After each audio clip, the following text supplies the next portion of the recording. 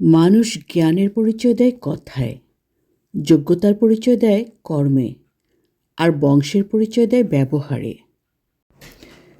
কারো মনের এত গভীরে প্রবেশ করো না, যেখান থেকে সে বের করে দিলে তুমি আশ্রয়হীন হয়ে পড়বে।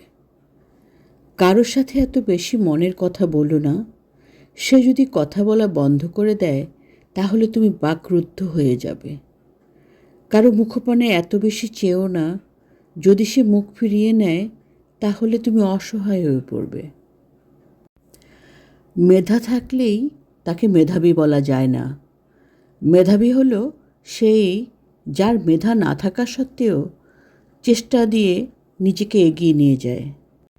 সাফল্যের কোনো রহস্য নেই, এটা প্রস্তুতি, কঠোর পরিশ্রম এবং ব্যর্থতা থেকে শেখার ফল।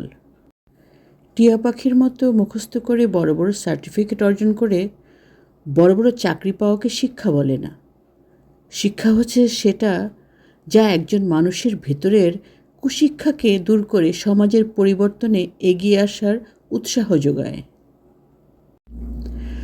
আমি এমন কাউকে চিনি না যে কঠোর পরিশ্রম ছাড়াই শীর্ষে উঠেছে। এটাই রেসিপি।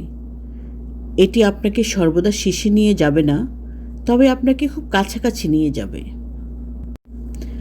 বেশ কিছু মানুষ আছে যারা মনে করে তাদের দিয়ে কিছুই হবে না। এরা কথার সময়ও বলে আমাকে দিয়ে কিচ্ছু হবে না। এরা যদি কোথাও কিছু করতে গিয়ে ব্যর্থ হয়ে যায় তাহলে তারা মনে করে তাদের জীবন শেষ। অথচ যদি আরেকবার চেষ্টা করত তাহলেই বোধহয় সফল হতে পারত। হাই স্কুলের বাস্কেটবল দল থেকে বাদ পড়ে বাসায় দরজা বন্ধ করে অঝরে কেঁদেছিলেন। তার বন্ধুরা বলেছিল, তুই জীবনে বাস্কেটবলার হতে পারবি না।